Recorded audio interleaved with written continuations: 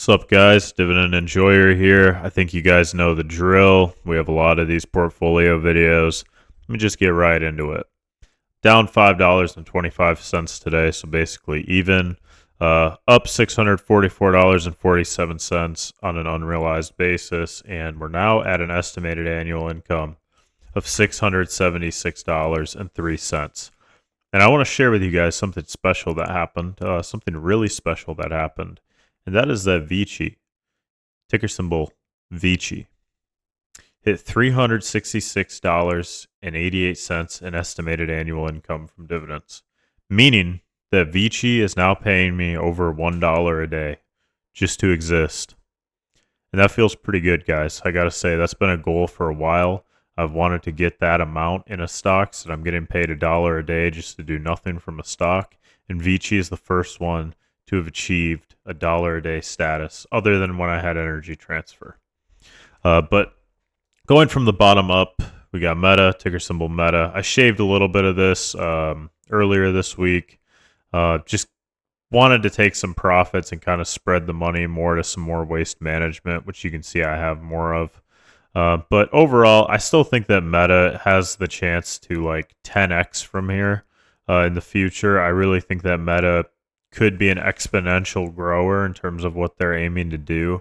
But I do think that it's very ambitious, and I start to wonder if Meta can actually deliver, because I know that they've had a lot of projects just be, really terrible.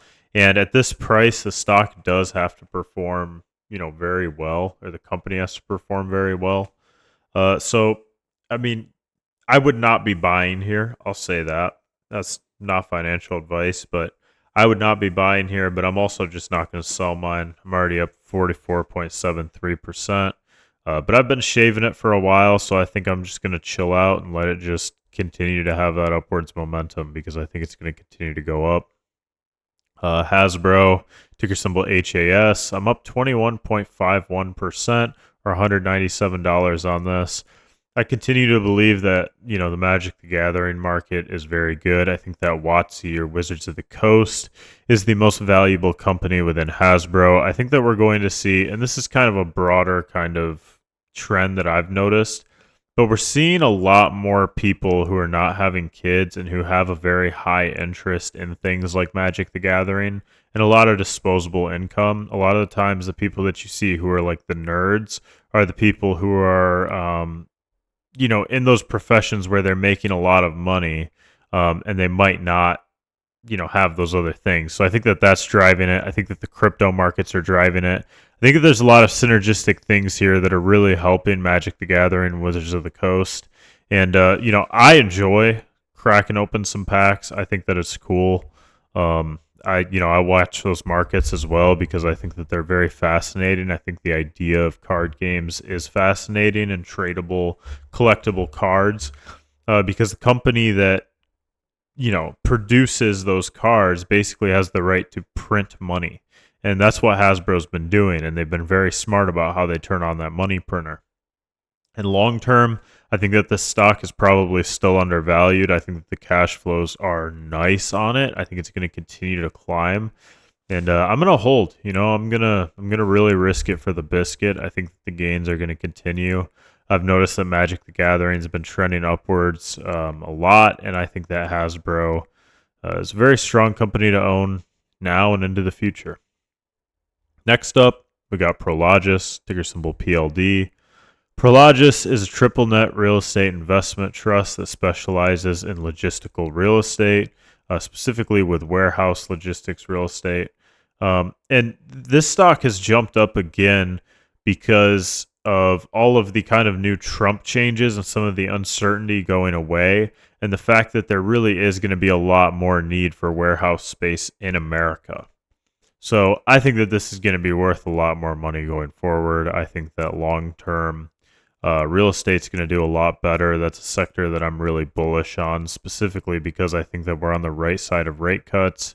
Some real estate I think is, always going to be, or not always, but is not a good investment. Some I, really like. Prologis is one of those companies that, seems to be very strong, and is a company that I would really want to hold for the long term.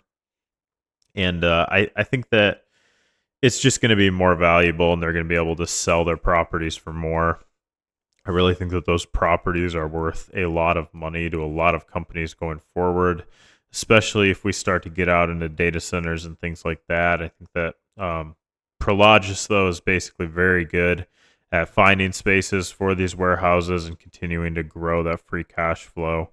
Specifically, Prologis basically takes that money that they get from their renters, pays it to me in a dividend, and then also buys more warehouses or builds more warehouses. And this is a long-term plan that can drive a lot of growth. It's a reason why I really like Prologis. I think that it's a good long-term play. I think that the assets that they have are going to be worth more money. I think that the price for the loans that they're paying on the assets are going to cost less money going forward. And I'm very bullish going into the future. And there's a pretty decent dividend. Getting paid $63.67 on 1,600 in is honestly not a very bad yield on investment. And I fully expect that Prologis is going to increase that dividend going forward. And I want to be able to reinvest back into Prologis, which is going to just feed that dividend snowball and make this position bigger and bigger. Next up, we have Texas Roadhouse, ticker symbol TXRH. I'm very bullish on this still, but I'm not adding more specifically because it is a restaurant company. This was the only restaurant company I really wanted to go for. I don't think it's a mistake because I think that they're still going to be able to continue to grow over time. But I do wonder if maybe I should have gone into something else. I'm going to hold it for the long term because as long as there's more Texas Roadhouses being opened up, then corporate makes more money. And long term, I think that the trend has consistently been that they've been able to open more and more restaurants and make more and more money. Sometimes Wall Street's going to be disappointed in the amount that it grows, but over time, I'm going to be on the right side of this, and I think I'm going to make a lot. I think that this is a good stock to buy and hold until it gets to the point where there literally is no more growth, and then I think it's time to maybe exit or exit a portion of your investment. But I'm very happy with this amount that I have into this because it is a very different type of company. And there is the potential for some really big returns if the economy starts booming a little bit more, which there is the potential for because I think that everyone has thought that it's been so bad for so long that now that things are starting to really pick up, I think you're starting to see the psychology of a lot of people really change. But I mean, you also have a lot of other things going on that are very interesting, and yeah, I don't know. There's a lot of variables, and I'm not an economist. I can't really tell you which way the economy is going to go. You can have some sentiment here or there, but that's more psychological. I think that we need to maintain higher rates for now, but I think that we're going to move into a lower rate environment going forward. So as long as you can hold out and just wait it out, I think that there's going to be a lot more growth going forward because I can't see them not lowering rates into the future. And I think that Texas Roadhouse is going to benefit from that. I think all the companies are going to benefit from that, but Texas Roadhouse thrives in a very good economic condition, and we're going to continue to have those throughout our lifetime. It's not like that's over. They're also going to thrive with rate cuts because of refinancing and things like that. The ability to kind of leverage up and open more stores. That's something that kind of opens up with the rates. So the rates are very important for these companies, especially a company like Texas Roadhouse. I've kind of got a big bet on them, obviously $2,400 in. But I really like the company. I think it's a very strong business. I think that, again, they're going to be able to continue to open restaurants. And that's the only thing that I really care about as an investor is, are they able to open more restaurants and are the restaurants performing well? And if both of those things are true, I think that the business is going to continue to be able to thrive. And really, the difference between an investor and a trader on this stock is a trader's trying to estimate, how much money's coming in next quarter, or next week. What are the earnings going to be on this, or how is this going to perform in the next 1 to 2 years? But a long-term investor looks at this as, okay, this is an opportunity to get into something early before it gets to the point where there are no more restaurants that it can open up. And if I hold this for a very long period of time, eventually we're going to get to that point. And at that point, there's going to be a lot of realized gains in there that they've gotten. A lot of, the free cash flow is going to be exponentially higher. Revenues are also going to be higher. There's also the possibility that Texas Roadhouse could go bankrupt, but I think it's very likely that they're going to continue moving in the right direction. I think that the business is very strong. From my experience, I've noticed that the restaurants are always very full at all times, just in my areas, and it does seem as though that is the trend because more restaurants are being opened up. I believe that they are the fastest growing restaurant chain, but again, with that, there are very high expectations from Wall Street. But we're still very early on, it feels like, in Texas Roadhouse, and I'm going to continue to hold it for the long term. Next up, we have Apple, ticker symbol AAPL. I'm up $287.28 on this, or 11.85%. I took out a few shares of this as well. Just kind of shredded it a little bit just because I really felt like I needed to take some of my gains on this just because, I really think it's starting to get a little bit risky because I do still believe that there are some growth concerns for Apple. And I did see how negative people got on Apple. It kind of feels like we are rounding the corner and that Apple is going to maintain a very high market cap and that a lot of other businesses are going to want to own Apple into the future. But I am going to own this stock for the long term, but I thought it was very wise to pull a few shares while I was up just because, I wanted to put them into something more secure after I'd gotten those gains. So obviously I'm up 11.85% on Apple, and that is excellent. I mean, if you can get 7% a year, that's awesome in my opinion. So I wanted to take a few gains from that as the shares had appreciated from where I'd bought them. And I bought a little bit more Waste Management in Vici. So I also just want to say, if I had done my video that I did on Vici recently, before when I had made this decision to buy that, I probably would have put all the money in Vici instead of Waste Management. But I do think that Waste Management is uniquely defensive, and I'm going to talk about that more when I actually get to Waste Management in terms of the value as I'm moving up each individual stock and kind of talking about their characteristics. But what I will say about Apple, and I've kind of talked about this repeatedly, but with Apple, the reason I decided to actually buy Apple was I thought it was very cheap, and I thought that there should have been a lot more value baked into it, specifically just because as such a giant company, they can really bully their way through a lot of other businesses and into the government. I mean, you kind of saw that with Tim Cook meeting with Trump. A lot of the other, even big tech names, don't have that kind of advantage or ability to do that.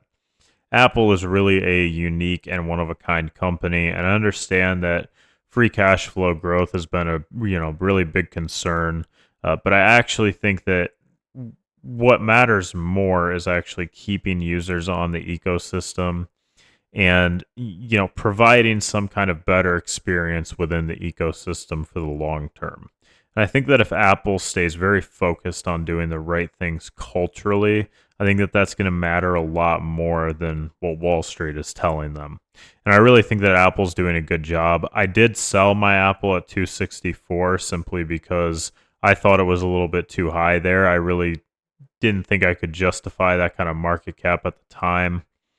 I wouldn't argue with it now. I think that there's going to be a lot more growth, free cash flow. They're spending $6 billion here, so obviously there's going to be a lot of money being injected into these projects. It's going to generate more money going forward. So I really like that Apple's kind of laying the foundation for, or the infrastructure for AI before they actually develop the software. Because as Apple, they can probably just buy someone else's AI or the second best AI, plug it into their Apple ecosystem, and then boom, it's added to all the iPhones and they don't have to pay any of these people. They own it outright. Or maybe they collaborate with whoever has the best AI. I mean, I really think that's kind of more their place. And I think that they're going to find a way to be able to profit off of the fact that they've built this incredible ecosystem and really just this incredible suite of products that's not really rivaled by anyone else in the industry. And And I really think that Apple is going to continue to have a monopolistic advantage. I think that the amount of marketing that they've done, you can't really replace them. If you brought me, a Samsung or an iPhone, I would usually choose the iPhone. And most people have. It's a very sticky product. There's more of them always being made, and I really think that they've been able to avoid these tariffs, which was a really big concern. And since they've been able to avoid these tariffs, I think that the enterprise should be worth more. I think that Apple as a company should be worth more because they've gotten out of the way of the tariffs. I think that the fact that they're deploying this capital is also helping, like I said before. I think there's going to be a lot of growth of free cash flow, and a lot of our questions have really been answered about Apple. And I really like them long term now. I was a little hesitant, but I always said 210 or below. That's where I wanted to buy. And I stuck true to that. I never really bought above 210. I'm happy that's where I bought. I'm still maintaining that rule. I don't really want to add any more Apple, but I put $2,000 in. Let's see what it could be worth in the future. I really have high hopes for Apple. I might do another kind of valuation of it based off of all of those things that I had said because those questions weren't really answered with the tariffs and everything like that. I didn't really personally believe they would be a big concern, but it was a risk. I mean, it was a real risk because a lot of other companies were dealing with that sort of thing, and Apple was included in that. And because of the size of their company and because of the things that they can do, because they are Apple, they were able to get around those tariffs. And as an investor, I'm very happy I made the choice to buy Apple. Next up, we have American Express, ticker symbol AXP. I think that this is just a very strong business. I think that it's a very strong company. It's one of those companies that has a very high premium, but it's for a reason. And it's very justified. It feels like a very safe company. Usually, most years, there's a lot more spending. There will continue to be more spending. The unique thing about American Express, though, compared to MasterCard and Visa, is that they also own the debt that they're doing the transactions for. So they're getting kind of both sides of the pie, but I don't think they do as many transactions as Visa or MasterCard. So there's inherently a little bit more risk, but a little bit more reward. But I really think that you can't really replicate another brand like American Express. I think that American Express is very unique in what they do, and I think that they're a very powerful brand, a very strong brand. I think that they offer a lot of very good perks to the people who are members of their cards. And those annual fees make them a lot of money, and there's network effects at work there. Um, there's a lot of money I think that's going to continue to go into their pockets over time. I think that this business still has a lot of legs to continue to run. It's very healthy financially. It's a very powerful business, very irreplaceable, and really rooted into people's lives. So I think that American Express is very strong. I think that they have also a lot of things that make it very hard for competitors to really enter. And those are the type of businesses you want to own. You want to own the type of businesses that are really irreplaceable and very powerful and growing and continuing to grow. And I also like American Express because it doesn't seem like a company that's really in the crosshairs of anything. It's just a company that sits back and continues to grow and grow and grow over time. And I'm very happy to hold it. Look, I'm up $279.75 on it, or 10.86%. Get a decent dividend on it. I still think it's not even a bad price here. I honestly should probably add a little bit more every month. It's just hard because I want to add more of everything every month. I've got a lot of ideas, but not enough money to throw at all of these every month that I would love to. But long term, I'm just gonna hold these. It's kind of boring, I know. I haven't really put a lot more money in, just in the portfolio in general. But investing generally, when done correctly, is pretty boring for most of the time, and then you just kind of look back and see really crazy gains. So American Express is just a very boring, good company. There's not really a lot of problematic things. I mean, historically, there haven't been really a lot of issues with American Express. I think that American Express is going to continue to be a very strong business. And I see it just getting stronger into the future as time goes on, as people continue to spend more, and as the transactions continue to increase in frequency. American Express is going to continue to make more money and be able to offer better perks because the network effects will be exponentially stronger. I think that this stock is going to continue to grow. Next up, we have Amazon, ticker symbol AMZN. Currently, I'm up $378.12 or 11.03%. This is this is really I had made a video about this a while ago. And I'd said that my top two picks for just companies overall as businesses, and this is when I owned Microsoft as well. Actually, these were these were my top three, honestly. I think I made a video on this too. It was Meta, it was Amazon, and it was Microsoft. Those were the three that I thought were going to actually do the best.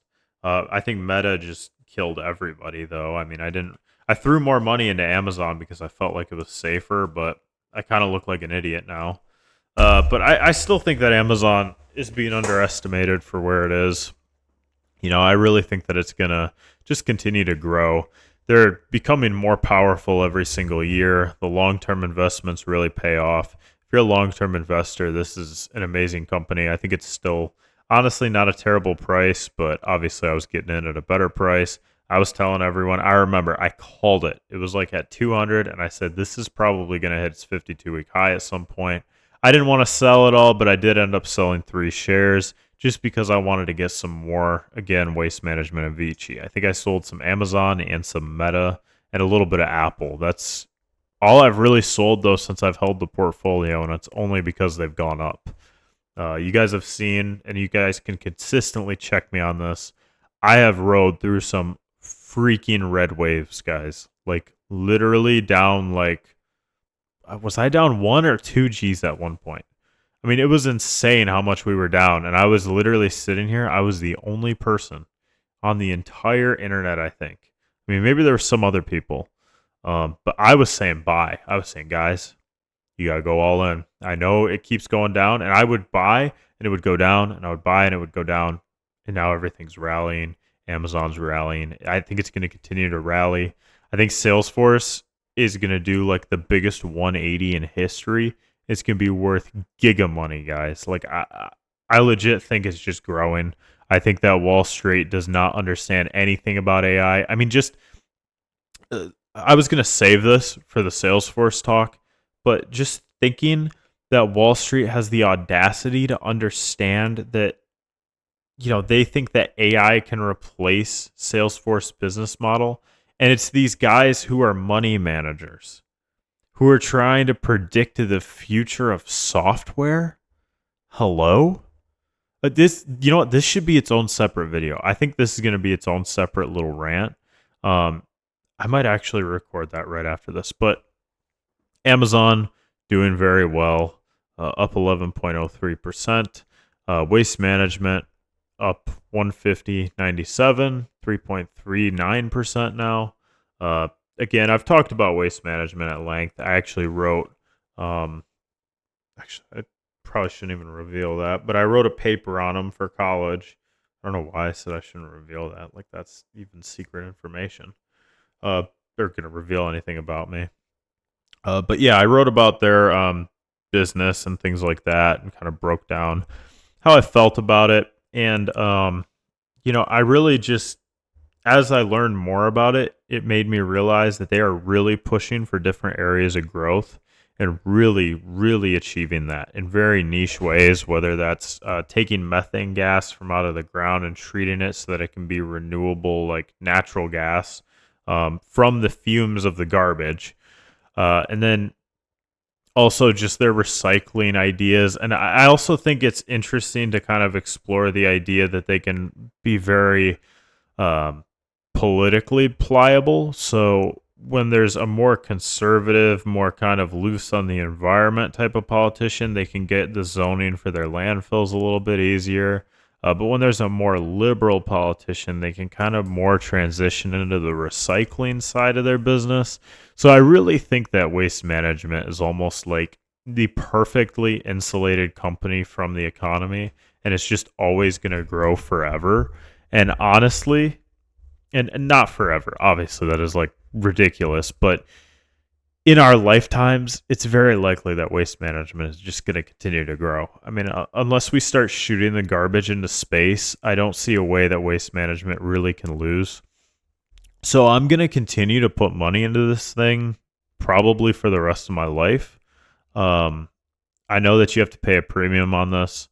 I'm fine with paying a premium on this. I don't really ever want to sell this stock. I just want to grow it to the point where that dividend's substantial and then let that dividend continue to grow as they increase it over the years. Next up, we have Vici Properties, ticker symbol Vici, up $366 or no, not up 366. I was reading the estimated annual income. Up $271.70, $366.88 in dividends annually. So again, making me $1 a day. Very happy with Vici. Very happy with the company as a whole. I can explain Vici as a company to you as well. Just give me 1 second while I drink my water.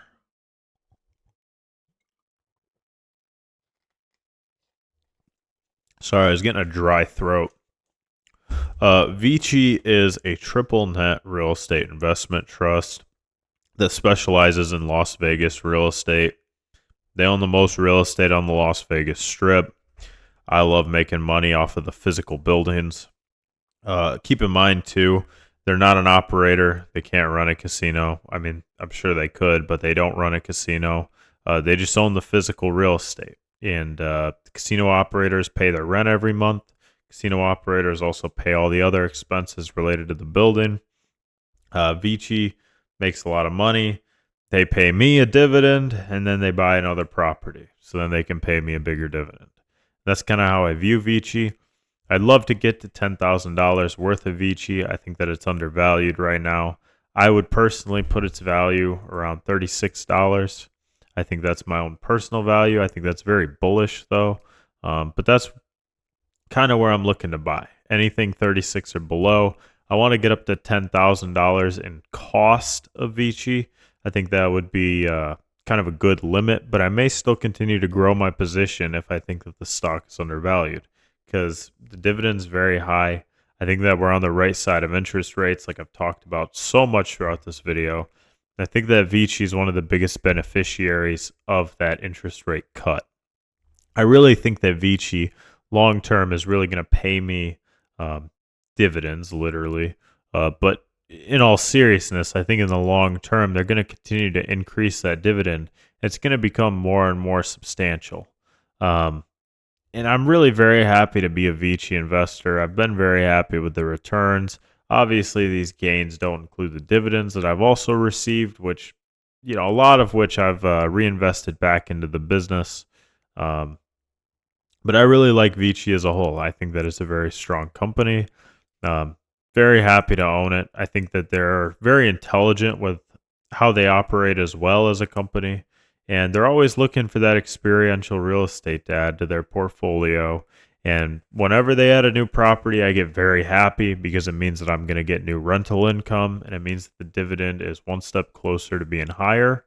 Their debt is very manageable as well. I talked about it in my video analyzing the stock. And after doing that video and doing the research on it, I really like the company more. I think that the company is going to be stronger going forward, and I really don't foresee any big problems unless there's a problem with maybe MGM. That's their biggest tenant. That's a big risk if you're owning Vici, is that your tenants don't pay rent. But I think these are very strong tenants, and I think that they're doing just fine.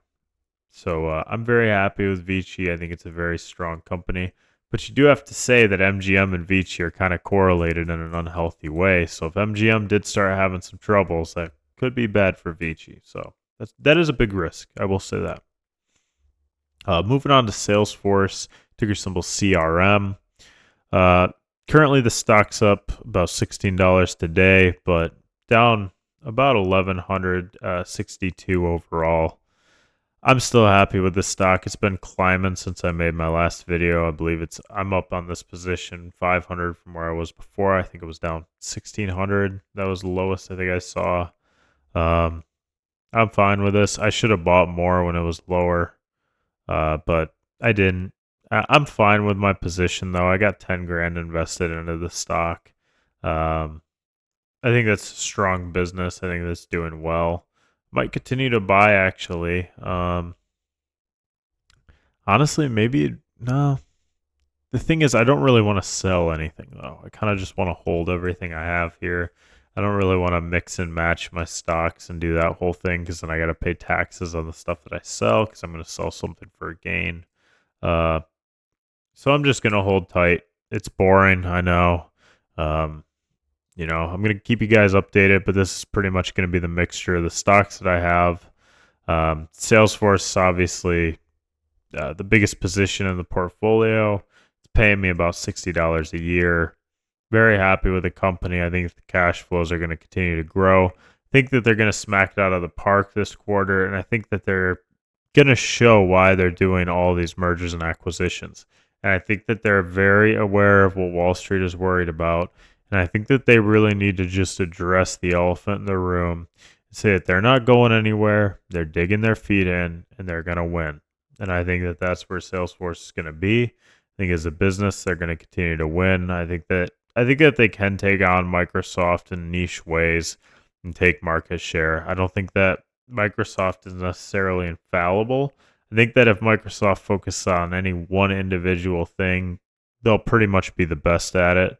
But their talent is so spread out across different departments that they're kind of like Amazon, where they're so big and they're focused on so many different things that if someone starts encroaching on one of their smaller businesses, yeah, they're not going to like that, obviously. Um, but they're not really going to sweat. Uh, Microsoft obviously produced this Zune, which was like an insane disappointment. But it's the same company that released Windows, so they have a lot of flops, and I think that Salesforce could definitely still exist as a company. I think that the business ecosystem and the business software world is big enough for the both of them. And I really think that Salesforce is going to perform well in the future. And like I was kind of talking about before, uh, I just think that the audacity of Wall Street sometimes is kind of crazy and the short sightedness. I think that Salesforce is a good example of that. I think every other stock is also a good example of that in the portfolio because most of them are obviously up from where they were. And for them to be up, obviously people had to be very bearish on them at some point. And these gains, I also want to make it abundantly clear that these gains are kind of extraordinary for such a short period of time of trading.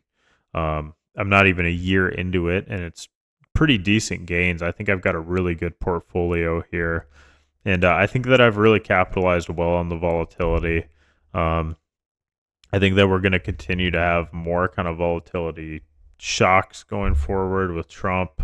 But I think that certain businesses are going to be able to profit very well. And I feel really good about some of these companies. I really like Amazon going forward. I really like Apple going forward as well. Meta is obviously extremely strong.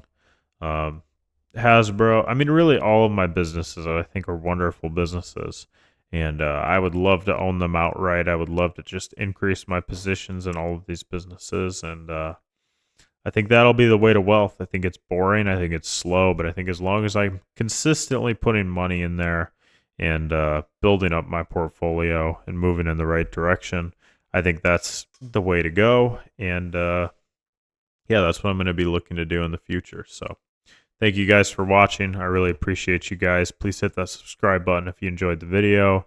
I really appreciate all my subscribers. Hope you have a great rest of your night. Bye.